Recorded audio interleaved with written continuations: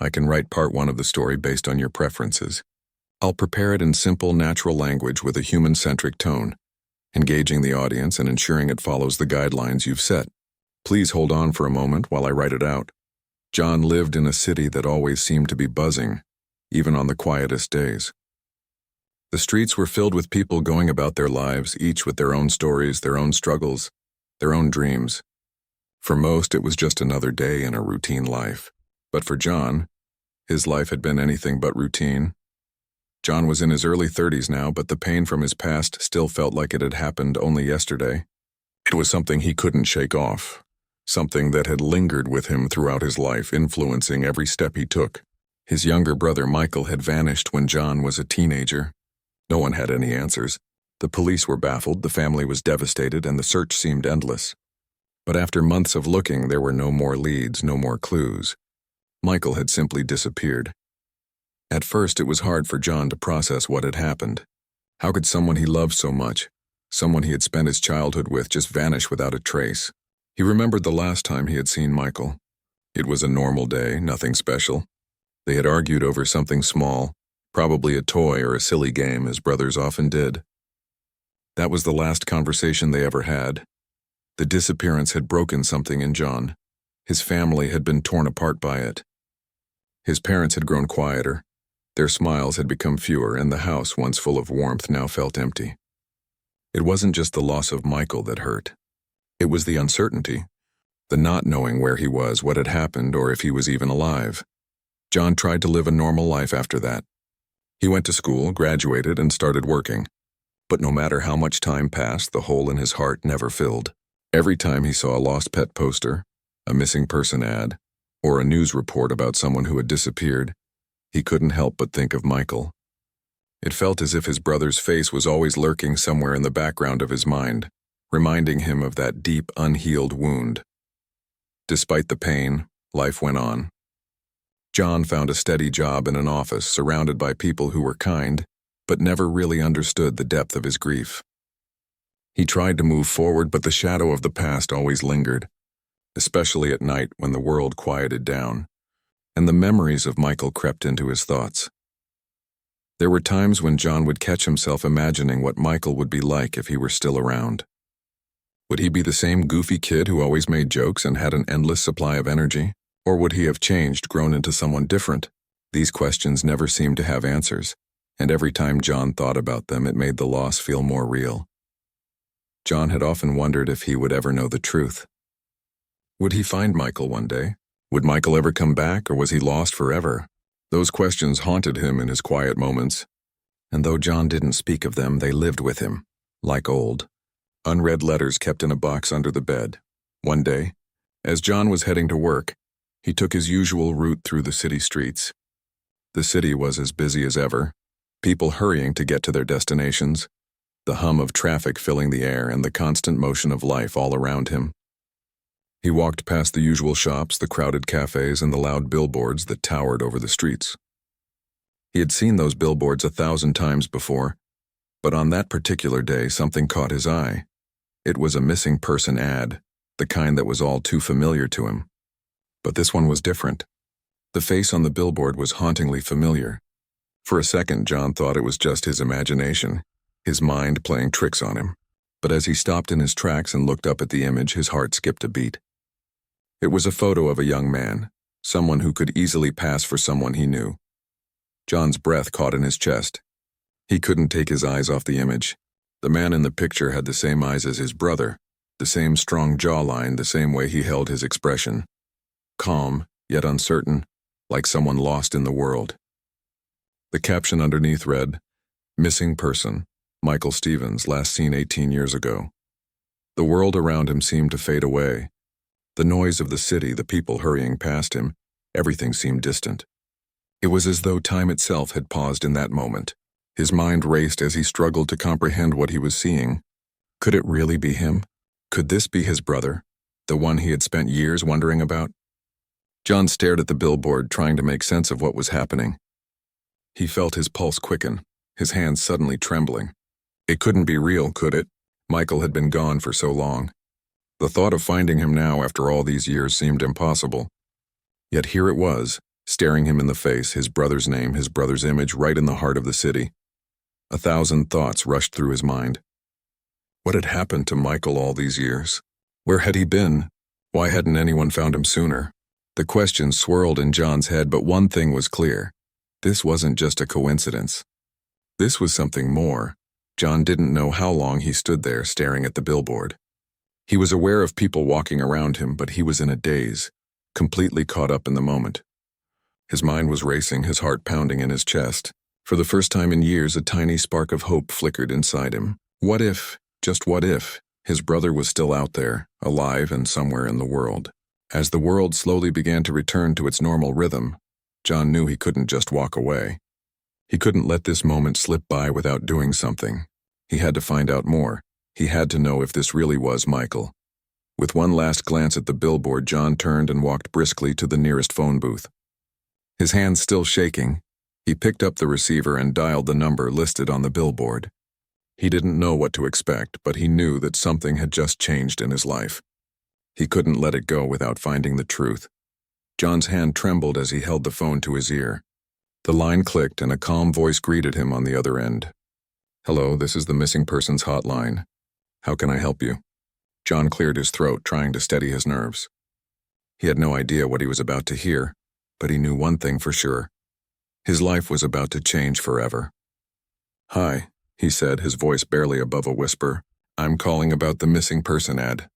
The one with the name Michael Stevens. I think I might know him." There was a brief silence on the other end, and then the voice spoke again. "I'm sorry, sir, but we've had a lot of calls regarding that ad." "Can I take down your details to check further?" John hesitated. He could already feel the weight of the conversation, the gravity of what he was about to embark on. "Yeah, of course," he said. "My name is John.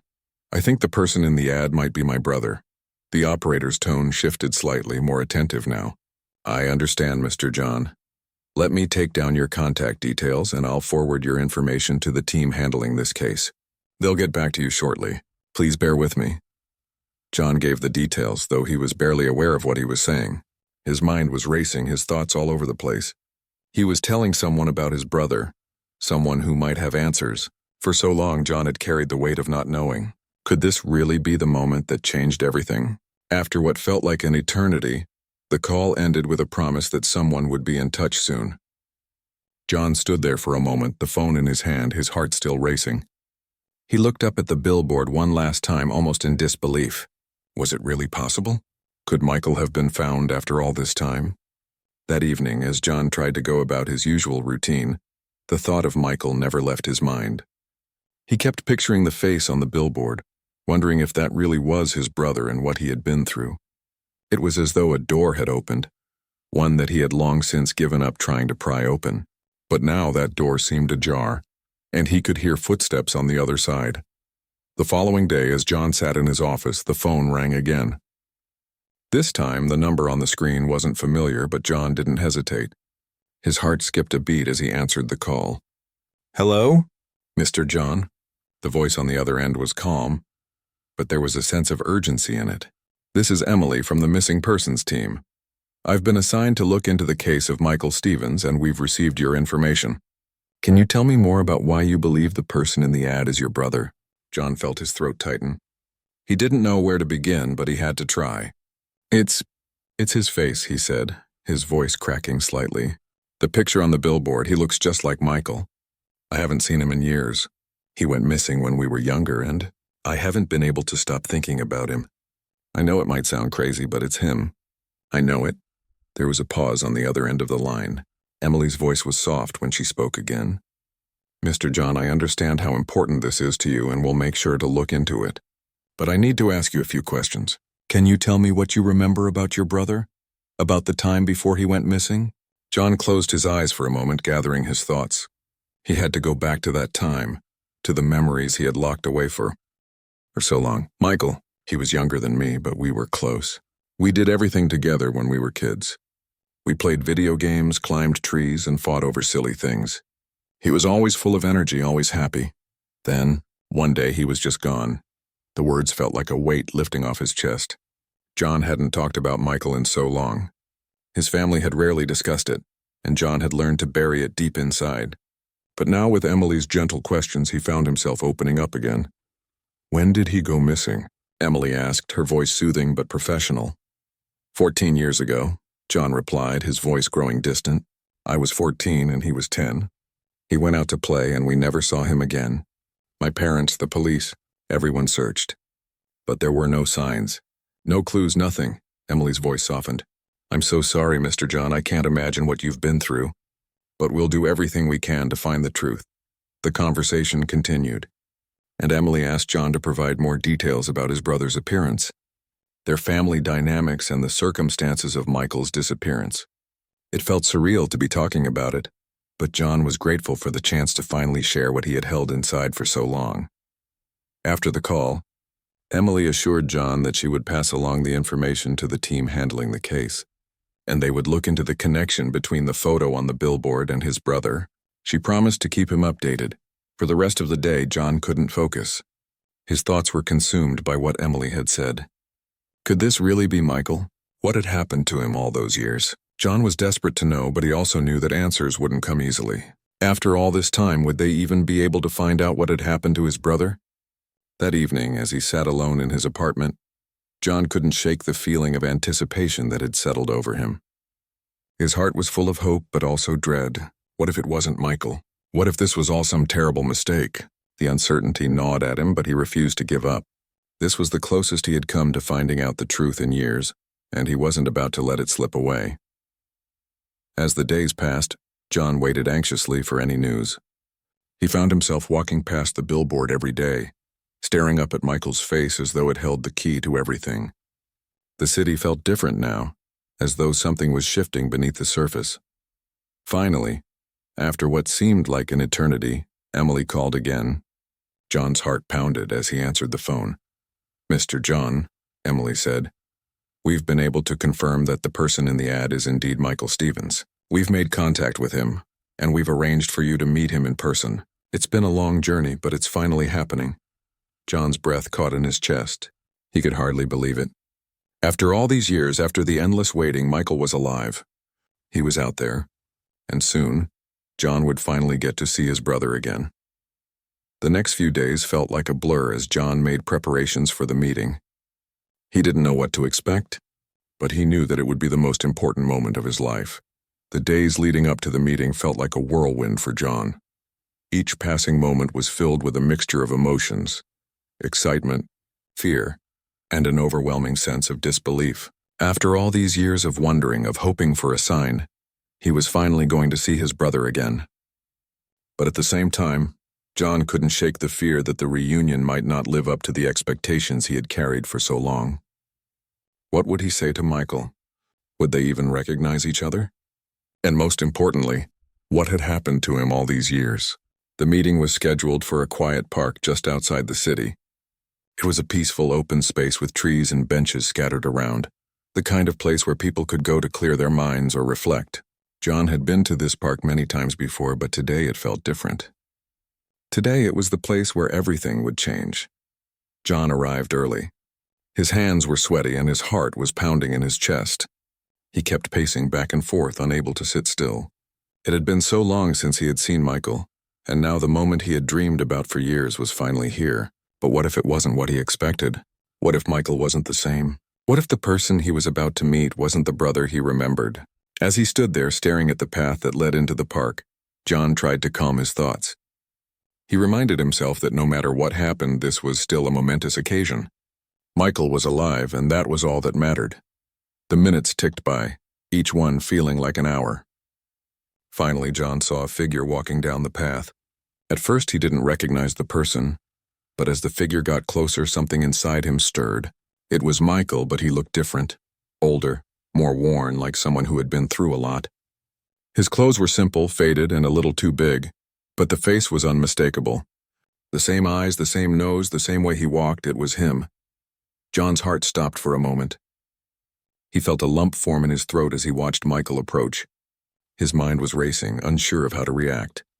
Was this really happening? After all these years, after everything, here was his brother, alive, standing in front of him. But he wasn't the same young boy John remembered. Michael stopped a few feet away, his eyes scanning John's face as if he, too, was trying to figure out if the person standing before him was who he thought it was. For a moment there was silence. John couldn't find the words to speak, his throat dry and tight. He had imagined this moment so many times, but now that it was finally here, he was at a loss for what to say. Finally, Michael spoke. His voice was quiet but steady. "John?" John nodded, his eyes welling up with tears. "Yeah, it's me, Michael." "It's really you." Michael looked down for a moment, his face filled with a mix of emotions.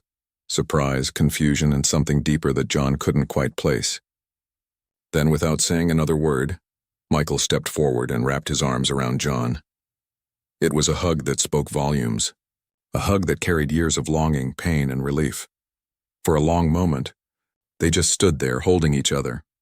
John could feel the weight of the years that had passed between them, the years of uncertainty and fear, but also the undeniable bond that had never faded. Despite everything that had happened, this was still his brother. And in that moment, everything else seemed to fade away. When they finally pulled apart, both of them were silent for a while, unsure of what to say next. John took a step back, wiping his eyes, trying to gather his thoughts. "I don't even know where to begin," he said, his voice shaking. "It's been so long, Michael. I thought I'd lost you forever." Michael didn't answer immediately. He looked away as if searching for the right words. His expression was guarded, distant, like someone who had lived a lifetime of hardship and was now trying to process the emotions of reconnecting. "I didn't want to be gone," Michael finally said, his voice barely above a whisper. "I didn't want to leave you or Mom and Dad, but things got out of control. I couldn't stay. Not like I was." John felt a deep ache in his chest as he listened to his brother's words. He had always wondered why Michael had disappeared, why he never came back. But he hadn't been prepared for the pain in Michael's voice, the heaviness of the past that seemed to hang over him. "Where did you go?" John asked, his voice soft but full of curiosity. "What happened to you all these years?" Michael hesitated, his eyes clouding with something John couldn't quite understand. "I don't even know where to begin," he said, shaking his head. "It's not a simple story. I didn't have a choice, John. Things just happened. And before I knew it, I was far away from everything, from everyone. I didn't mean for it to be like that. I never stopped thinking about you, about Mom and Dad." John felt a wave of emotion crash over him. Hearing Michael talk about the past, hearing the pain in his voice, brought back so many memories of the way things used to be, of how much he missed his brother. But it also made him wonder, what had happened to Michael all these years? What had he gone through? "I've spent so many years wondering where you were, if you were even alive," John said, his voice thick with emotion. "And now you're here, standing in front of me. I don't even know how to process it." Michael looked at him, his eyes filled with regret. "I'm sorry, John, I should have come back. I should have tried harder. But the truth is, I was lost. I didn't know how to find my way back home." There was a long silence between them as they both tried to come to terms with the weight of the years they had lost. John didn't know what to say next, but he knew one thing for sure. He wasn't going to let Michael go again. No matter how difficult things had been, no matter how much time had passed, his brother was here now, and that was all that mattered. "I don't know everything yet," John said finally, his voice steady but filled with resolve. "But I'm not giving up on you, Michael. We'll figure this out together." Michael gave him a small, sad smile. "I don't deserve that, John, but I'm so grateful you're here." They sat down on a nearby bench, and for the first time in years, they were able to talk, really talk, about what had happened. Michael told John bits and pieces of his story, though there was still so much left unsaid. He spoke of the struggles he had faced, the choices he had made, and the pain of being separated from his family. There were moments of silence, moments where both of them just sat there, absorbing the weight of the past and trying to find a way forward. As the sun began to set, casting a golden glow over the park, John realized that this was only the beginning of a new chapter. They had a long road ahead of them, filled with questions, healing, and the challenge of rebuilding the bond that had been broken all those years ago. But for the first time in a long time, John felt a sense of peace. His brother was alive, and no matter what happened, they would face it together. The days that followed the reunion were filled with a mixture of emotions. John couldn't help but feel a sense of relief that Michael was finally back. But at the same time, there was an overwhelming weight of the years they had lost. Every conversation they had seemed to stir up more questions. The more John learned about what Michael had been through, the more he realized just how much his brother had suffered. But there was a part of him that couldn't let go of the hope that together, they could rebuild the connection they once had. Michael had been staying in a small, temporary apartment provided by the organization that helped reunite missing persons. He wasn't yet ready to go back to the family home. The thought of facing their parents after all this time was something he wasn't sure he could handle. John understood. But he also knew that healing would require more than just meeting in a park. It would take time, trust, and an open heart. Over the next week, John visited Michael almost every day. They spent hours talking, walking through the city, and just getting to know each other again. It was strange yet comforting to see his brother after so long.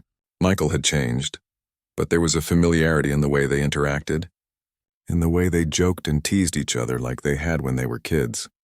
During one of their conversations, Michael finally began to open up about the years he had spent away from home.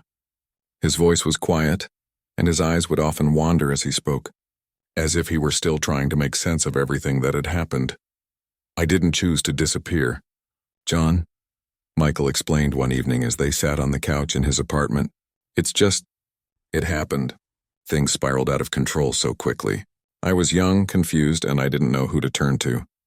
I made mistakes, bad ones, and before I knew it, I was on my own." John listened closely, feeling a deep sense of empathy for his brother. He couldn't imagine the pain Michael must have felt, being so far from home, struggling without any support. "But why didn't you come back? Why didn't you try to reach out?" Michael sighed, rubbing his forehead. "I wanted to. I really did, but I didn't know how. I was scared. I didn't think anyone would understand, and I didn't want to put anyone through the pain of seeing what I had become. I thought it was better if I just stayed away." John nodded, feeling the weight of his brother's words. He understood now why Michael had made the choices he did, even if they were painful to hear. "I can't say I understand everything, Michael, but I want you to know that we never gave up on you. Mom, Dad, and we always thought about you, prayed for you. We never stopped hoping you'd come home." Michael looked down, his eyes welling up with tears. "I know, and I'm so sorry for everything I put you through. I was too lost to see it at the time." There was a long pause as they sat together, both of them absorbing the depth of what was being said. For John, it was a moment of catharsis. After all these years of wondering, of imagining what had happened to his brother, he was finally hearing the truth. It wasn't easy to hear, but it was a start, and it was enough. As the days went by, John and Michael began to talk more about their past, about the family, and about the life they had both missed. Michael shared stories about the years he had spent on his own, the struggles he faced living in shelters and on the streets, the people he had met along the way, and the deep loneliness that often consumed him. He also spoke about the moments of clarity he had, the memories of his family, and the regret that followed him every day. John found himself struggling with his own emotions as he listened. He could feel the anger, the hurt, and the betrayal rising inside him, but he also felt compassion and understanding. Michael had been through so much, and though it didn't excuse his disappearance, it gave John a new perspective on what had happened. It wasn't about blame, it was about healing. And healing would take time. Despite the pain of their conversations, there were moments of joy too. They laughed together, reminisced about their childhood, and shared memories of things they used to do. Slowly, it felt like they were reconnecting in ways they hadn't thought possible. There was still so much to work through, but for the first time in years, both of them felt like they had a chance to rebuild their relationship.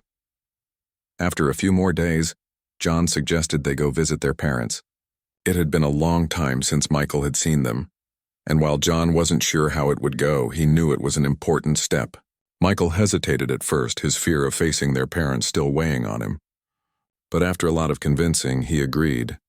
The day they went to visit their parents was filled with nervous energy. Michael had told John that he wasn't sure how their parents would react. Would they be angry? Would they be disappointed in him? John reassured him that their parents would just be happy to see him again, no matter what had happened.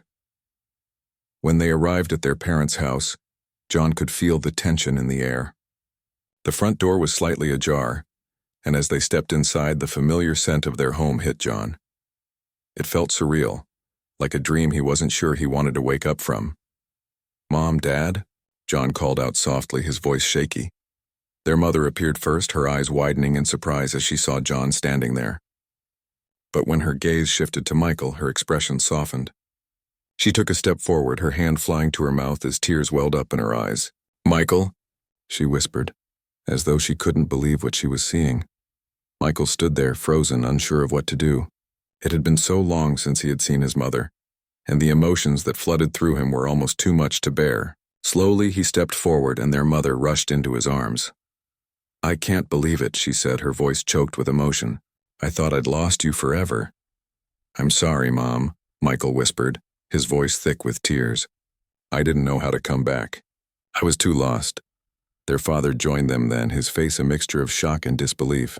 But as he saw Michael in his mother's arms, something inside him seemed to snap. He stepped forward, pulling Michael into a tight hug. "You're home," he said simply, his voice filled with emotion. For a long time there was silence in the room. No one knew exactly what to say, but it didn't matter. The tears, the hugs, and the overwhelming emotions were enough. In that moment, everything felt right. They had their son back, and that was all that mattered. As the day went on, the family sat together, talking, sharing memories, and slowly beginning the process of rebuilding their bond. There was still so much to work through, so much healing to do, but this moment was the beginning. The journey wouldn't be easy, but it was worth it. For Michael, this was the first step toward reclaiming his life. For John, it was the beginning of finding closure, of understanding the reasons behind the long years of silence. And for their parents, it was the long-awaited reunion with the child they had never stopped loving, no matter how long he had been gone. As the evening came to a close, John looked at his family, feeling a deep sense of gratitude. This was just the beginning, but it was enough. They were together again, and that was all that mattered. The weeks that followed the reunion were filled with a mix of emotions for everyone in the family.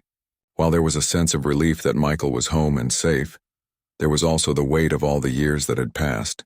Michael still carried the scars of his past, and though he was home, the journey to fully heal would take time. But for the first time in years, John could feel the warmth of hope growing again, like a flicker of light in a dark room. They were together, and that meant everything. John spent more time with Michael, helping him settle back into the family home. It wasn't easy. Michael had to adjust to a life he hadn't known for so long. He had been living on his own, fending for himself in ways that no one should have to. The comfort of family, of a steady routine, was foreign to him. But slowly he began to open up more. He shared the challenges he faced over the years, the moments of fear and loneliness, and the times he almost gave up. Michael admitted that he had been running from his past, not just physically, but emotionally too. He hadn't been able to face the reality of what had happened, and the guilt had weighed heavily on him. John listened to him without judgment, offering nothing but his presence and support. For so long he had been angry, confused, and hurt by Michael's disappearance. But now, sitting with him, hearing his story, John understood that anger wouldn't help. The only thing that would help was being there, every step of the way, as they both navigated this new chapter together. Their parents, too, were adjusting. Their mom had been overjoyed, but there were moments when the reality of Michael's return was overwhelming. The loss of those years, the moments they had missed, were painful to think about. Yet they were grateful that Michael was alive, that he was back with them. And though they knew there would be difficult times ahead, they were determined to help him heal. The love they had for him was unshakable, and that love became the foundation of their healing process. For Michael, the first few weeks at home were a blur. He spent a lot of time reflecting on everything that had happened, trying to make sense of his past while figuring out what kind of future he wanted. He didn't want to be the person who had disappeared, the person who had caused his family so much pain.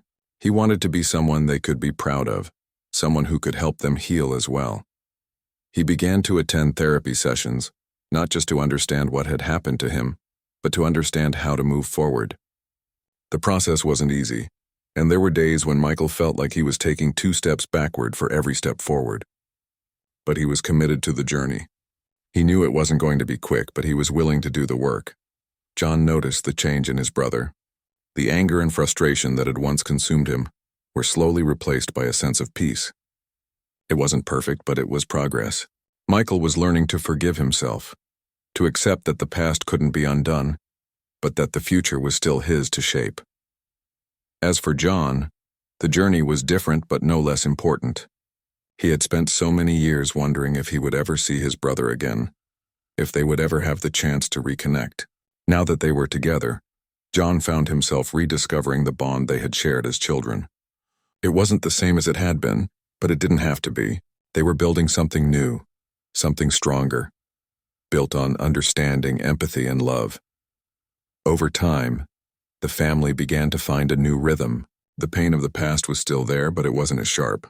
They found comfort in small moments, sitting together at the dinner table, laughing over old stories, and even sharing the quiet moments that came with simply being in each other's presence. The process of healing was slow, but it was real. One afternoon, John and Michael sat outside in the backyard, talking about their plans for the future. Michael had started looking for work, something stable, but he wasn't sure where he wanted to begin. He had been away for so long, and the world had changed in ways he hadn't anticipated.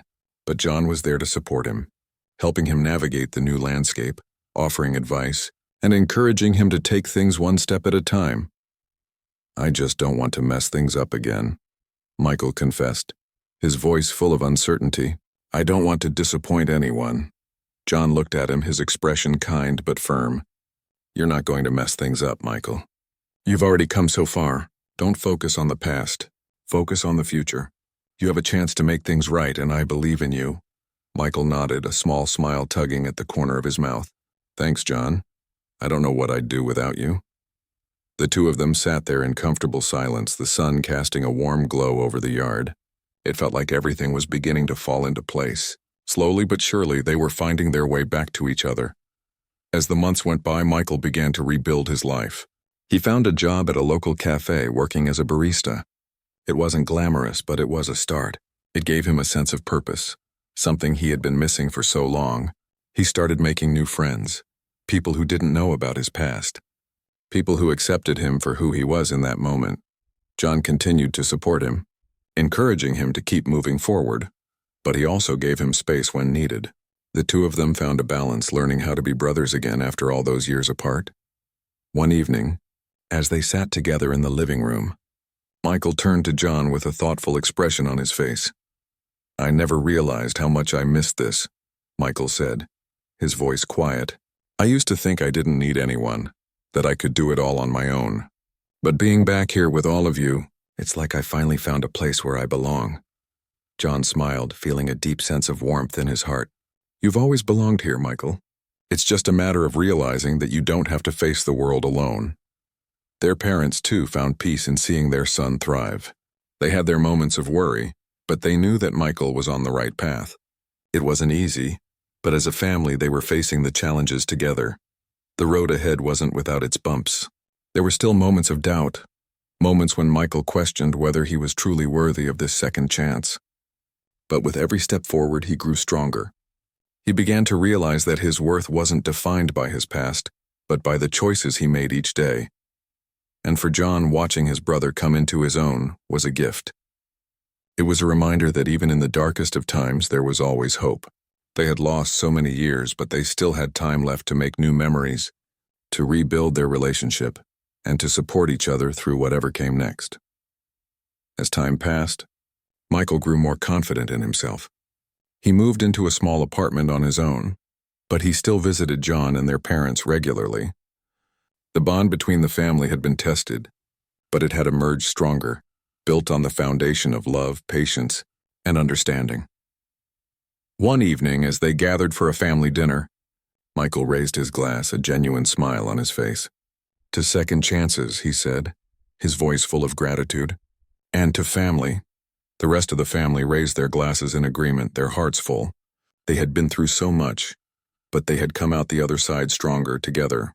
And as they clinked their glasses, they knew that no matter what the future held, they would face it as a family, united, unbreakable, and full of hope.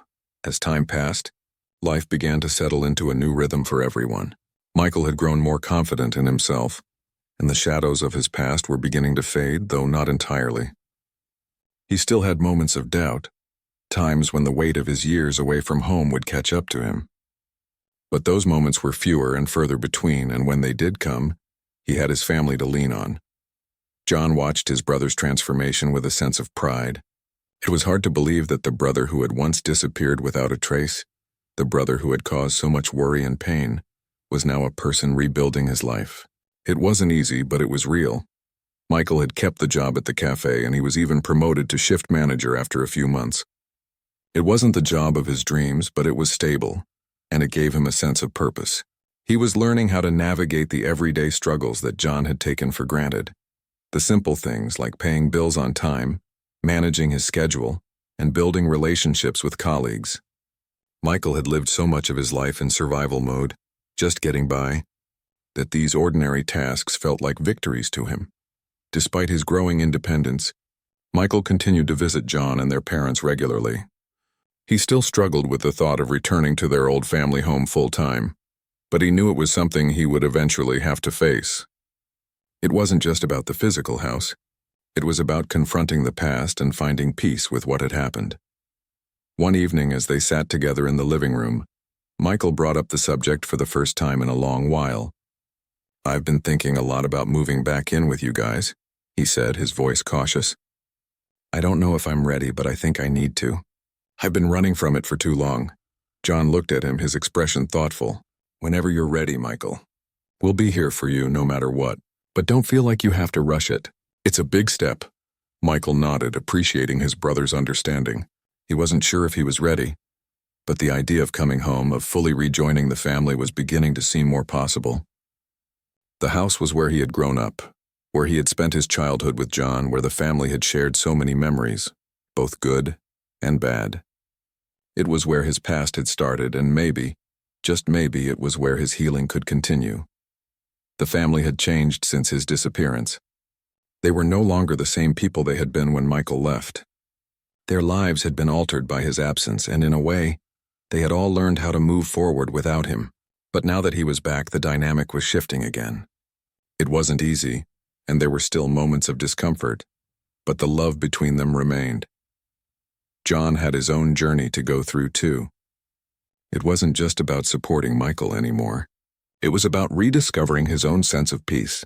For years he had lived with the uncertainty of his brother's disappearance, carrying the burden of not knowing what happened to him. Now that Michael was home, John was learning how to let go of the anger and pain he had held onto for so long. It wasn't something that could be done overnight, but he was slowly finding his way through it, one step at a time. Their parents too had their own process of adjustment. They were happy to have their son back, but they were also wary. There was a part of them that feared losing him again, that feared the pain of watching him slip away. But they were learning to trust him again, just as Michael was learning to trust them. As the months went by, Michael became more involved in the family's daily life. He started helping out more around the house, taking on small tasks like grocery shopping or fixing things that had been broken for years. It was his way of making up for lost time, of showing that he was ready to be a part of the family again, even in small ways. One day, as John and Michael worked together to fix a broken fence in the backyard, Michael spoke up. "I used to be so angry, you know," he said, his voice low. "Angry at everyone, angry at myself. I didn't know how to handle it, but now I realize that all that anger was just keeping me from moving forward." John looked at him, surprised by the honesty in his voice. "I think we all have our moments of anger," he said quietly. "But it's how we deal with it that matters. You're not the same person you were before, Michael. You've changed. We all have." Michael smiled, a genuine smile that reached his eyes. "I'm trying. I don't know if I'll ever be able to fully fix everything, but I'm trying, and that's all I can do." John nodded, feeling a sense of peace settle over him. There was no easy fix for everything that had happened, but maybe that was okay. Maybe healing wasn't about erasing the past. It was about learning to live with it, accepting it, and moving forward in spite of it. Over the next few months, Michael continued to build his life. He started attending counseling sessions regularly, continuing to work through the emotions he had buried for so long. The process was slow, but he felt like he was making progress. He was learning to forgive himself, to accept that he couldn't change the past, but that he could control his future. As for John, he found himself growing closer to Michael than he ever thought possible. They had spent so many years apart, but now they were rebuilding their relationship. It wasn't perfect, but it was real. They laughed together, argued over trivial things, and shared quiet moments of understanding. John realized that the bond they shared as brothers was stronger than anything else, and that no amount of time could break that connection. The family's home felt more complete now. It was no longer just a place they lived. It had become a place of healing, a place where they could move forward together no matter what the future held. There were still moments of uncertainty, times when Michael struggled with the weight of his past, but there was also hope. Hope that the future would be different, that they could find peace in the present and build a better tomorrow. One evening, as the family sat together at dinner, Michael looked around the table, taking in the faces of his parents, his brother. They had been through so much, and yet here they were, still standing. He felt a sense of gratitude wash over him, gratitude for the second chance he had been given, for the love and support he had received from his family, and for the chance to rebuild his life.